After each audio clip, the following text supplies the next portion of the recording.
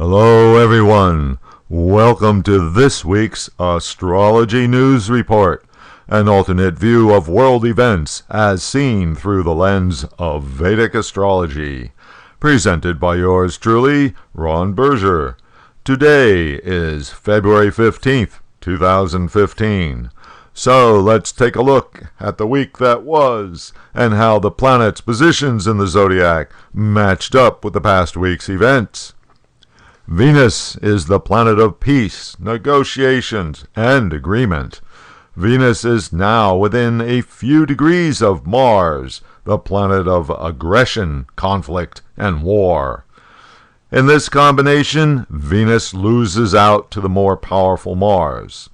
Last week, negotiations between European leaders and Russia over the Ukraine situation at first seemed to go nowhere.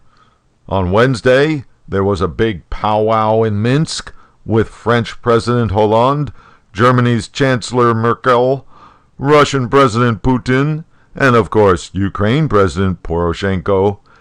Here's the chart of Wednesday, February 11th.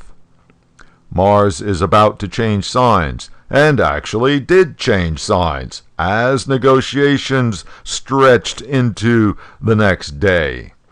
The separation of Mars from Venus made some agreement possible. After more than 16 hours of negotiations, the leaders emerged with terms for a ceasefire. But watch out. Starting Sunday, February 15th, Venus crosses into Pisces and once again will join up with Mars, signifying that the ceasefire has little chance of lasting. Already, the separatist leaders are declaring that they won't recognize the Minsk peace deal. Mercury is the planet of communications, and therefore the media and journalists.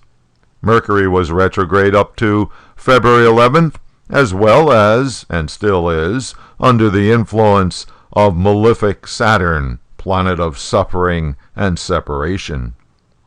United States television news suffers a seismic shock.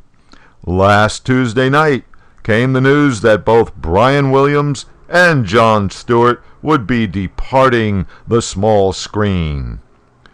Stewart's influence has uniquely spanned comedy, news, and the political arena, and as the voice of The Daily Show, has given expression to the outrage over the absurdities and shortcomings of the political and media worlds. As for Brian Williams, the NBC network finished off the public humiliation of its top news anchor after his inflated tales of daring do by suspending him without pay for 6 months.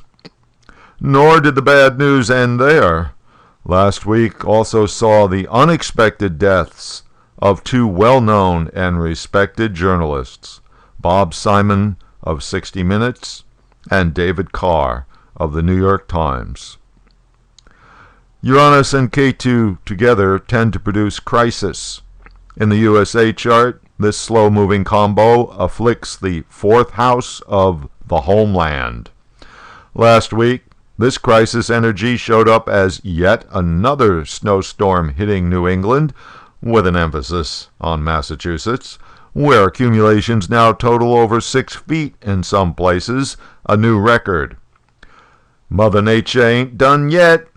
Weatherman predicts more snow and blizzard conditions are on the way. Okay, that's all the time I have for this week's Review of the Week.